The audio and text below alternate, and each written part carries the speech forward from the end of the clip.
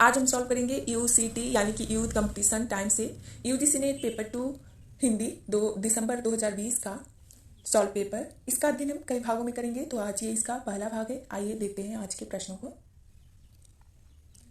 पहला प्रश्न है, निम्नलिखित में से कौन सा शब्द तद्भव नहीं है? ऑप्शन है ए काज, बी आखर, सी कान और डी वायु।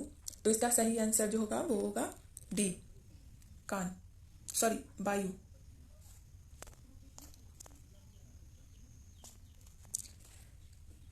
दिए गए विकल्पों में से वायु तद्भव शब्द ना होकर तत्सम के अंतर्गत आता है, जबकि कान, काज और आखर तद्भव शब्द है जिनके तत्सम क्रमशः कान के कर्ण, काज के कार्य और आखर का अक्षर होगा। दूसरा प्रश्न, निम्नलिखित में से कौन सा शब्द यौगिक है रूट नहीं? ऑप्शन है ए जलद, बी नाम, सी कान, डी पर। तो इसका सही आंसर होगा ए जलद।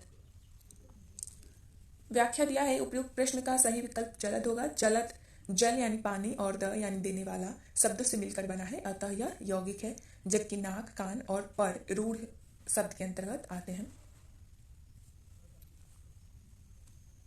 तीसरा प्रश्न है, निम्नलिखित में से कौन सी भाषा आर्य भाषाओं के अंतर्गत नहीं आती है? ऑप्शन है ए अरबी, बी फारसी, सी लैटिन और डी यूनानी। तो इसका जो सही आंसर होगा वो होगा ए अरबी।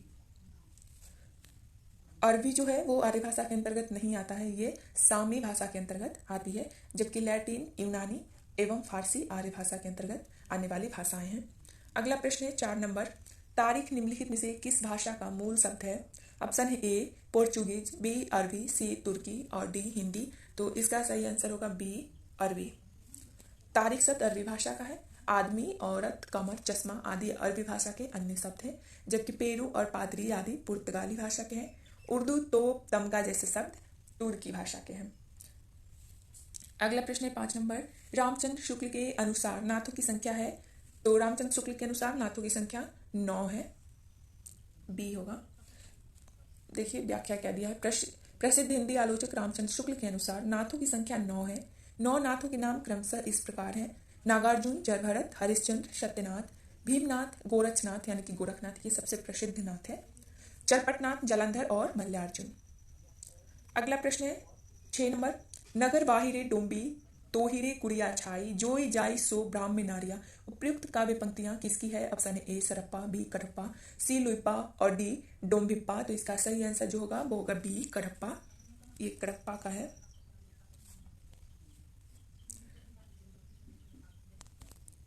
यहाँ पे व्याख्या दिया है कि प्रश्न में दी गई पंक्ति नगर बाहिरे डोंबी तोहिरे कुड़िया छाई छोई जाई सो वाहे नारिया सिद्ध कडप्पा की है, जबकि सरहप्पा को हिंदी का प्रथम कवि माना जाता है।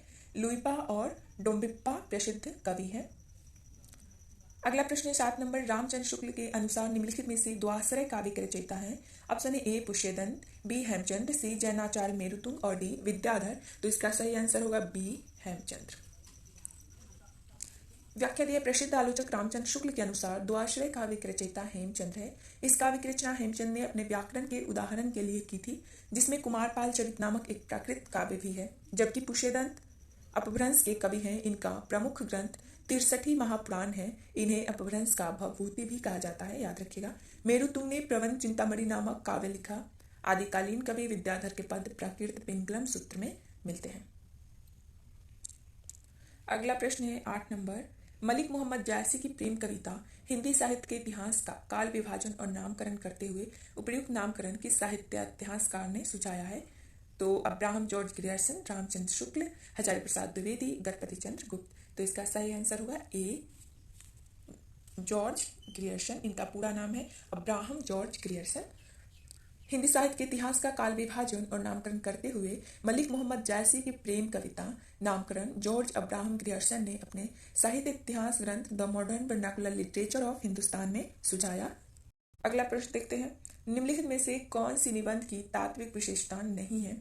तो इसका जो सही आंसर होगा वो होगा सी संवादात्मक। निबंध जो है अनविति, विचारात्मक और आत्मव्यंजकता उसमें होता है, संवादात्मक नहीं होता है, ये नाटक में होता है। अगला प्रश्न है, त्रिशंकु के नाटककार हैं? ऑप्शन ए मुद्रा राक्षस, बी ब्रिजमोहन शाह, सी मणि मधुकर और डी रमेश बख्शी। तो इसका सही आंसर होगा बी ब्रिजमोहन शाह। त्रिशंकु नाटक के नाटककार बृजमोहन शाह हैं। त्रिशंकु एक व्यंग प्रधान नाटक है। नाटककार ने त्रिशंकु में समाज की पूरी व्यवस्था पर व्यंग किया है। ये याद रखिएगा कि विषय क्या है नाटक का। तो समाज की पूरी व्यवस्था पर व्यंग करते हुए त्रिशंकु के समान लटकते मूल्यों पर जोर किया है। तिलचट्टा, मुद्रा राक्षस का, रस गंधर्व मणि मधुकर का तथा दिव्यानी का कहना है रमेश बख्शी का चर्चित नाटक है। ये सारा ही इंपॉर्टेंट है। अगला प्रश्न देखते हैं 11 नंबर। निम्नलिखित में से कौन ललित निबंधकार नहीं है? रामचंद्र शुक्ल, हजारी प्रसाद द्विवेदी, विद्यानिवास मिश्र और कुबेरनाथ राय। तो इसका सही आंसर होगा रामचंद्र शुक्ल।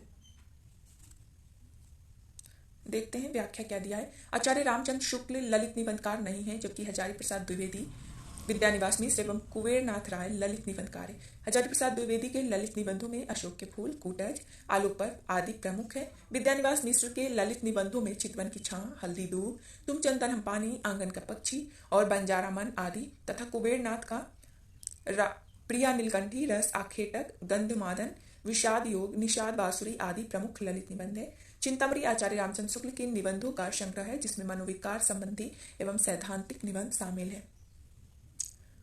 अगला प्रश्न है, लाला ब्रज किशोर और मुंशी चुन्नीलाल निम्नलिखित में से किस उपन्यास के पात्र हैं? ऑप्शन है ए भाग्यवती, बी रहस्य कथा, सी नूतन ब्रह्मचारी और डी परीक्षा गुरु। तो इसका सही आंसर होगा परीक्षा गुरु। लाला ब्रज किशोर एवं मुंशी चुन्नीलाल लाला श्रीनिवास दास के उपन्यास परीक्षा गुरु, जो कि 1882 में प्रकाशित हुए, के पात्र हैं।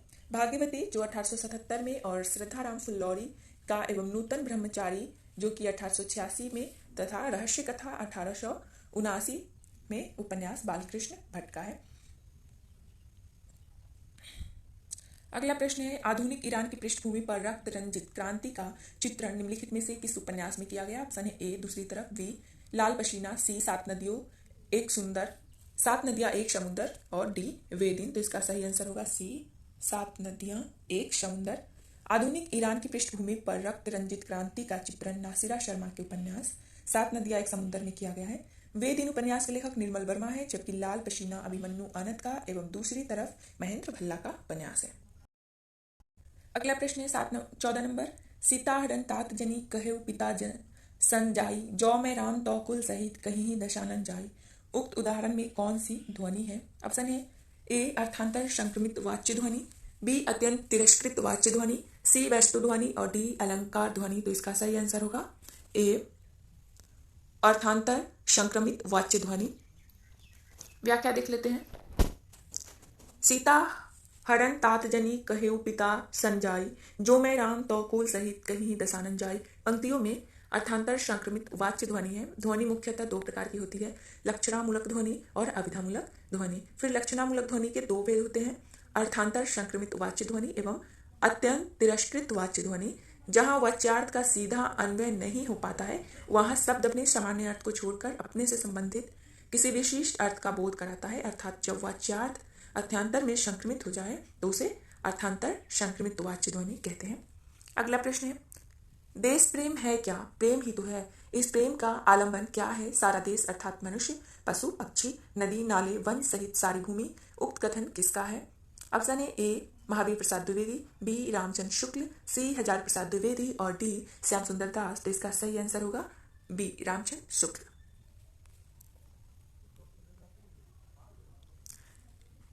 व्याख्या देख लेते हैं। देश प्रेम है क्या? प्रेम ही तो है। इस प्रेम का आलंबन क्या है? सारा देश अर्थात मनुष्य, पशु, पक्षी, नदी, नाले, वन सहित सारी भूमि। यह कथन रामचंद्र शुक्ल का है, जो चिंतामणि भाग 2 के निबंध काव्य में प्राकृतिक दृश्य से लिया गया है। महावीर प्रसाद द्विवेदी प्रसिद्ध निबंधों में संपत्ति शास्त्र, रसज्ञ रंजन तथा श्याम सुंदर दास के निबंधों में साहित्य की विशेषताएं, समाज और साहित्य कर्तव्य और सभ्यता, ललित निबंध हजारी प्रसाद द्विवेदी के निबंधों में कूटज, आलोक पर्व आदि है। अगला प्रश्न है 16 नंबर। निम्नलिखित में से कौन सा कथन सही नहीं है? ऑप्शन है अरस्तु का अनुकरण सिद्धांत प्लेटो के अनुकरण सिद्धांत को सर्वथा भिन्न है। अरस्तु ने स्पष्ट कर दिया है कि कवि और चित्रकार के माध्यम अलग अलग हैं। सी प्लेटो ने अनुकरण को सभी कलाओं की एकता का सामान्य आधार माना है। डी अरस्तु का अनुकरण सिद्धांत प्लेटो के अनुकरण सिद्धांत का अनुकरण मात्र है। तो इसका सही आंसर होगा डी। डी वाला कथन जो है वो गलत है।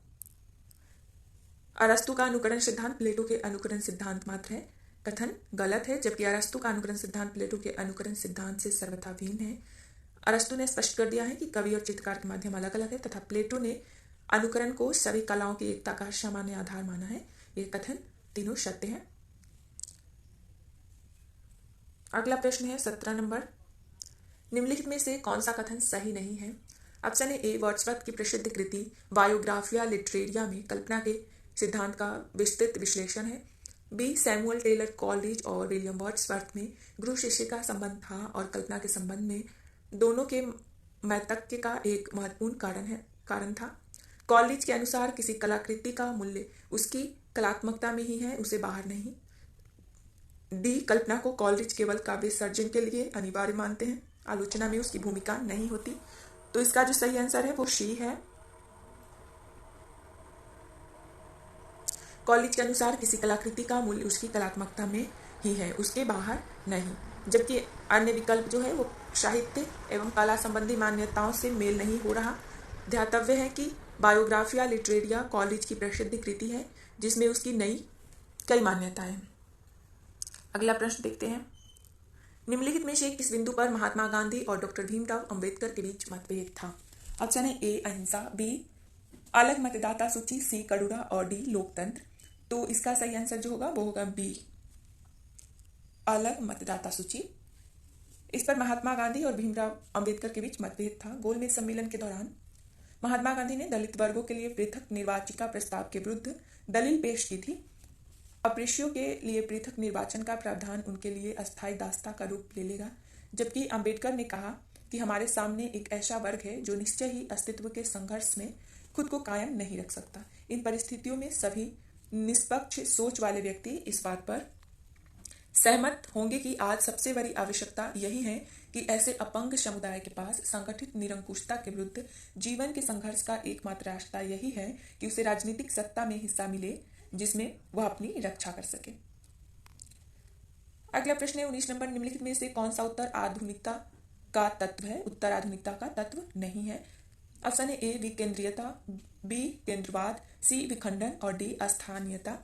तो इसका जो सही आंसर, केंद्रवाद जो है उत्तर आधुनिकता का तत्व नहीं है, जबकि विकेंद्रीयता, विखंडन, अस्थानीयता उत्तर आधुनिकता के तत्व है। आधुनिकता का अलग चरम उत्तर आधुनिकता है जो निरंतर गतिशील है। उत्तर आधुनिकता का कोई केंद्रवर्ती रूप नहीं बना या बन सकता, क्योंकि उत्तर आधुनिकता एक प्रकार से विकेंद्रीकरण की सतत प्रक्रिया है। इसमें साहित्य, संस्कृति, दर्शन आदि तर्कवादी सिद्धांतों का विखंडन है। इसमें अस्थानीयता के गुण भी मौजूद रहते हैं। 20 नंबर प्रश्न है, आचार्य महावीर प्रसाद द्विवेदी का अनिश्चितता शब्द संबंध विवाद किस लेखक से हुआ था? ऑप्शन है ए, बालकृष्ण भट्ट, बी, बालमुकुंद गुप्त, सी, पद्म सिंह शर्मा कमलेश और डी, किशोरीदास वाजपेयी। तो इसका सही आंसर होगा बालमुकुंद गुप्त। आचार्य महावीर प्रसाद द्विवेदी का अनिस्थिरता शब्द संबंधी विवाद बालमुकुंद गुप्त से हुआ था। गुप्त जी ने भारतेंदु और द्विवेदी दोनों युगों में सक्रिय लेखन किया। उनकी ख्याति उनके लिखे शिव समूह के चिट्ठे जो उनके निबंध है से है। गुप्त जी के निबंधों की शैली व्यंग्यपरक होती थी। बालकृष्ण भट्ट भारतेंदु युग के प्रसिद्ध निबंधकार है, जिनके प्रसिद्ध निबंधों में आत्मनिर्भरता, कल्पना, शब्द का आकर्षण, शक्ति आदि प्रमुख है। किशोरीदास वाजपेयी को हिंदी का पाडेड़ी कहा जाता है। उनके व्याकरण संबंधी कार्य सराहनीय है। उनके ग्रंथों में ब्रजभाषा का व्याकरण, अच्छी हिंदी, हिंदी निरुक्त आदि प्रमुख है। जबकि पद्म सिंह शर्मा कमलेश ने हिंदी के कुछ प्रमुख साहित्य सेवियों के इंटरव्यू मैं इनसे मिला पुस्तक में संग्रहित किया है।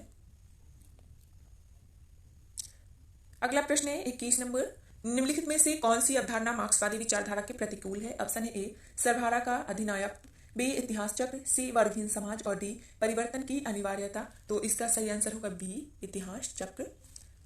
इतिहास चक्र जो है मार्क्सवादी विचारधारा के प्रतिकूल है, जबकि सर्वहारा का अधिनायकत्व, वर्गविहीन समाज एवं परिवर्तन की अनिवार्यता मार्क्सवादी विचारधारा के अनुकूल है। ध्यातव्य है कि मार्क्सवाद एक भौतिकवादी पाश्चात्य दर्शन है जो समाजवाद की बात करता है। अगला प्रश्न है, भवानी प्रसाद मिश्र की कविता सतपुरा के जंगल में गूंज जाती निम्नलिखित में से किन दो पाल कर बैठी है? ऑप्शन है मुर्दे और तित्तिर, बी, हिरण और मुर्गावी, सी, भेड़ और बकरी और डी, गधे और ऊंट। तो इसका सही आंसर जो होगा वो ए होगा, मुर्दे और तित्तिर। दूसरा शतक के कवि भवानी प्रसाद मिश्र की प्रसिद्ध कविता सतपुरा के जंगल में गूंज जाती मुर्गे और तितिर नामक पक्षियों को पालकर बैठी है। गीत फरोश, चकित हैं दुख, गांधी, पंचसती, अंधेरी कविताएं, बुनी हुई रस्सी आदि इनके अन्य ग्रंथ है। अगला प्रश्न है 23 नंबर। रामचरितमानस के उत्तराकांड में उन्होंने ज्ञान की अपेक्षा भक्ति को कहीं अधिक सुसाध्य और आशुफलदायिनी कहा है। ऑप्शन ए श्याम सुंदर दास, बी रामस्वरूप चतुर्वेदी, सी रामचंद्र शुक्ल और डी मल्लेश। तो इसका सही आंसर होगा सी रामचंद्र शुक्ल। रामचरितमानस के उत्तरकांड में ज्ञान की अपेक्षा भक्ति को कहीं अधिक सुसाध्य और आशुफलदायिनी आचार्य रामचंद्र शुक्ल ने कहा। आचार्य शुक्ल के प्रिय कवि गोस्वामी तुलसीदास है। श्याम सुंदर दास ने कबीर ग्रंथावली का संपादन किया। इनके अन्य ग्रंथ में हिंदी कोविद रत्नमाला, रूपक रहस्य, साहित्य लोचन आदि प्रमुख है। रामस्वरूप चतुर्वेदी की प्रमुख रचना में कामायनी का पुनर्मूल्यांकन, हिंदी नवलेखन, कविता का पक्ष, भक्ति काव्य यात्रा आदि प्रमुख है। मल्यज की प्रमुख कृतियों में जख्म पर धूल, अपने होने का अप्रकाशित करता हुआ आदि प्रमुख है। अगला प्रश्न है 24 नंबर। गोरी सोवे सेज पर मुख पर डारे केस, चल खुशरो घर आपने रैन भई चौदेश। उपर्युक्त दोहा अमीर खुशरो ने किस संदर्भ में कहा है। ऑप्शन ए अपने आश्रयदाता के नाराज होने पर, बी संपत्ति के लूट जाने पर, सी हजरत निजामुद्दीन औलिया की मृत्यु पर और डी अपनी प्रेमिका द्वारा तिरस्कृत होने पर। तो इसका सही आंसर है सी हजरत निजामुद्दीन औलिया, जो कि उनके गुरु थे, की मृत्यु पर उन्होंने कहा है। यह दुआ अमीर खुसरो ने अपने गुरु के मृत्यु, जो कि निजामुद्दीन औलिया है, उन पे कहा है। अगला प्रश्न देखते हैं 25 नंबर। ओ मेरे आदर्शवादी मन और मेरे सिद्धांतवादी मन, अब तक क्या किया, जीवन क्या जिया। उपयुक्त पंक्तियों के आधार पर निम्नलिखित में से कौन सा सही नहीं है। ए स्वयं से असंतुष्टि, बी आत्मालोचन, सी असमंजस की स्थिति और डी आत्ममंथन। तो इसका जो सही आंसर होगा वो होगा सी असमंजस की स्थिति। अगला प्रश्न है 26 नंबर। यदि श्रद्धा और मनु अर्थात मनन के सहयोग से मानवता का विकास रूपक है तो भी बड़ा ही भावमय और सलाध्य है। कामायनी के संदर्भ में उपयुक्त कथन किसका है। Option A Gajanan Madhav Muktibodh, B Acharya Nand Dulare Vajpayee, सी रामचंद्र शुक्ल और डी जयशंकर प्रसाद। तो इसका सही आंसर होगा डी जयशंकर प्रसाद ने खुद ही कहा है।